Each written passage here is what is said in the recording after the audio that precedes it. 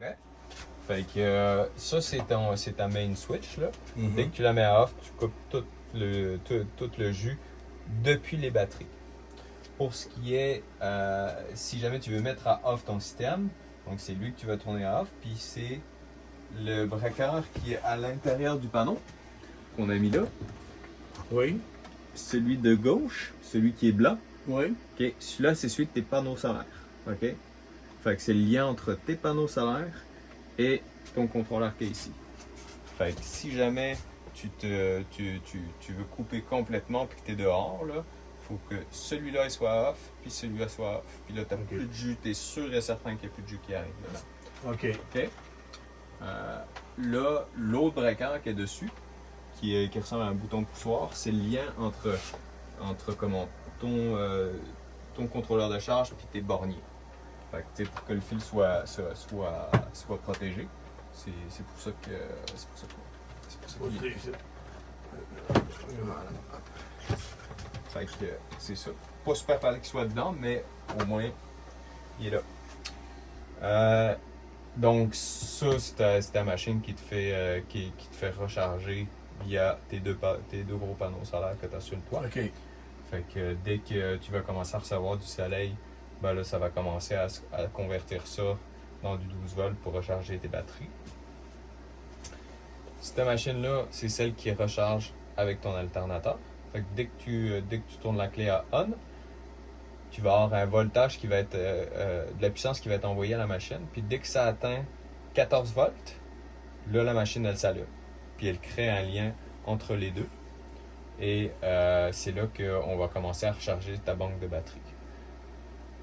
Elle est vraiment particulièrement cool, cette machine-là, parce qu'il n'y en a pas beaucoup sur le marché qui font cette job-là. C'est-à-dire que si jamais le voltage de ta batterie est trop bas, enfin le voltage de ton alternateur est trop bas, ben, il va transformer un petit peu d'ampères en voltage pour pouvoir être capable d'atteindre la puissance requise pour recharger à 100% de ta banque de batterie.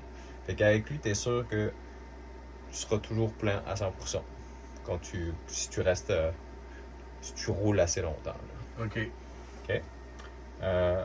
Donc, au niveau des protections pour cette machine-là, ben, tu as cette fuse-là, ici. C'est celle qui protège le lien entre le out puis le bornier, ton bornier principal de distribution de puissance.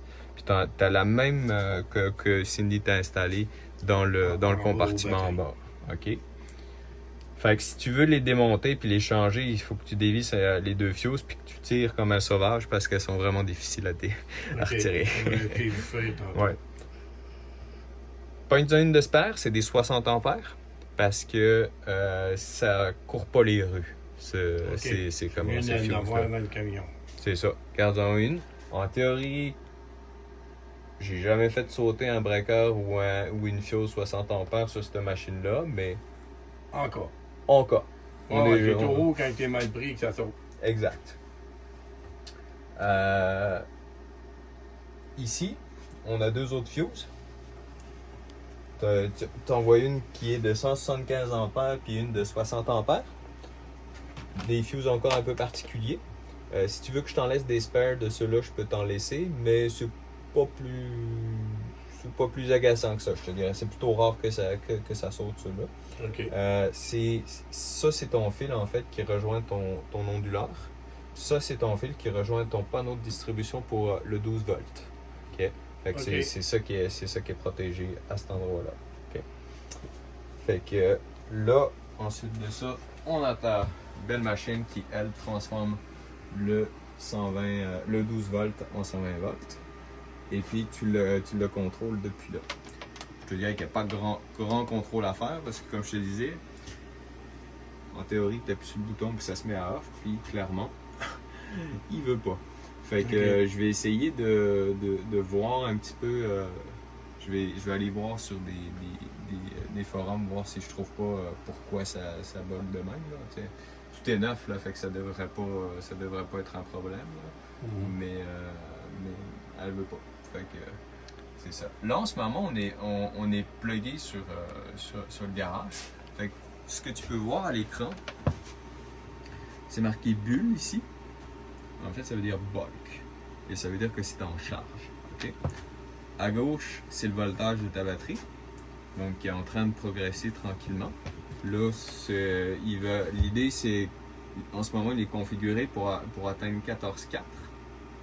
Quand il va tomber à 14,4, là, il va s'arrêter de recharger. Okay. Tu vois que tu es plugué, en fait, au shore, juste déjà avec un petit voyant ici, tu vois. Il y a un petit poteau électrique. Ok, ça veut dire qu'on est plugué sur la maison. Ça veut dire que tu es plugué sur la maison.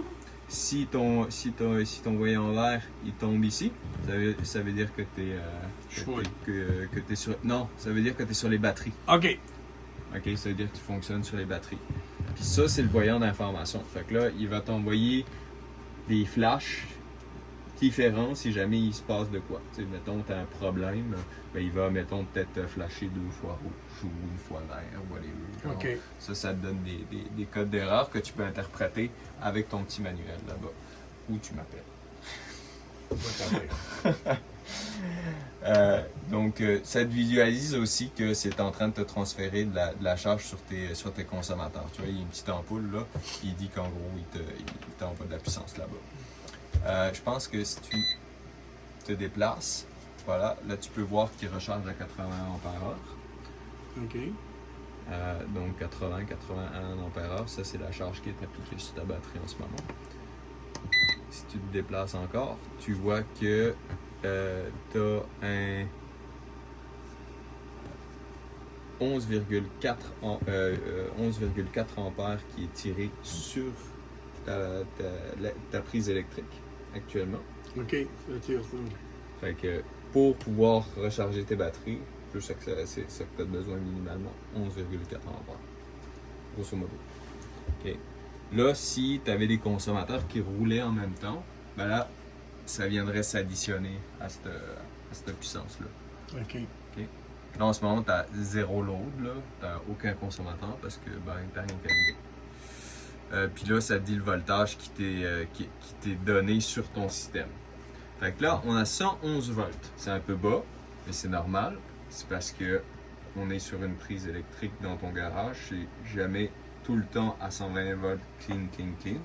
C'est dans une maison, là, ça peut varier de 109 jusqu'à 125 volts. Là, dépendamment de comment tu es proche du poteau, comment toi tu es proche de ton entrée électrique, ben, tout ça va varier.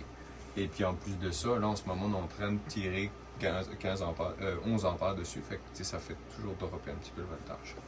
Okay. Puis c'est un beau 59,9 Hz, qui veut dire que c'est une belle onde bien clean. Ça, je ne pourrais pas te dire c'est quoi, malheureusement.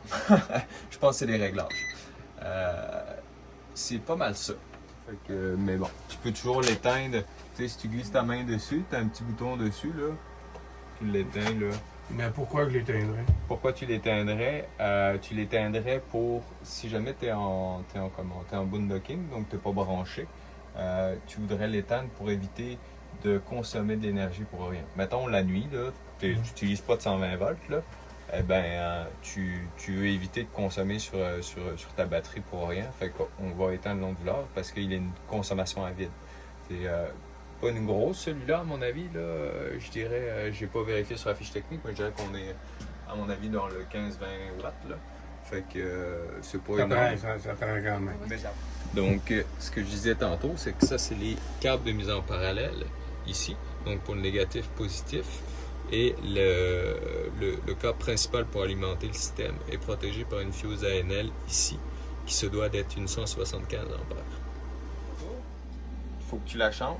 175 ampères, j'en ai pas dans le cadre. OK.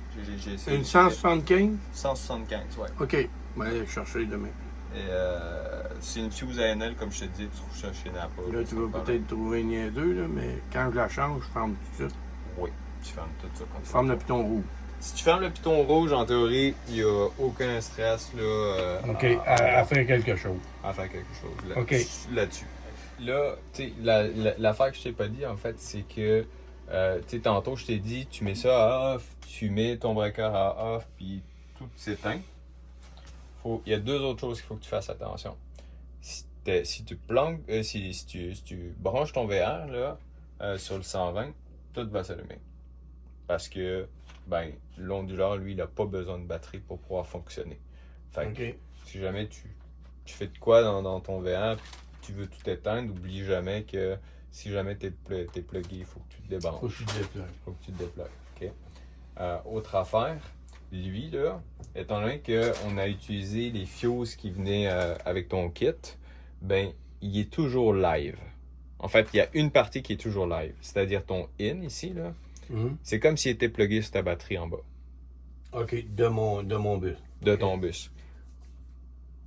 Techniquement, il n'est pas censé comme te donner du courant tant que ton véhicule n'est pas allumé.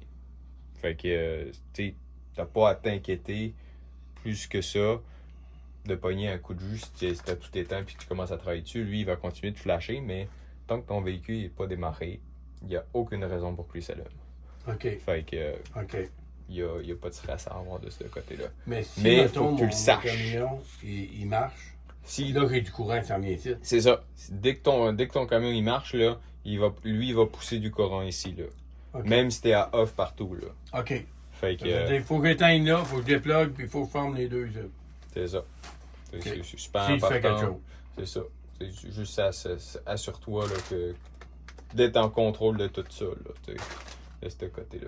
Fait que, tu sais, comme là, en ce moment, on l'a remis en charge. Fait que là, t'as 36,7 ampères qui rentrent dans ta batterie. Mais si on regarde l'autre batterie, ben, il va y avoir à peu près 36,7 ampères aussi qui rentrent, là. Parce que la charge est divisée entre les deux batteries. Exactement. C'est ça. Fait que c'est pas mal ça. Puis là, ça va te dire aussi la température interne de ta batterie. Puis si t'as... Quand elle va être pleine, ça va marquer 100%. 100%. 100%. 100%. Voilà. Tout simplement. Là...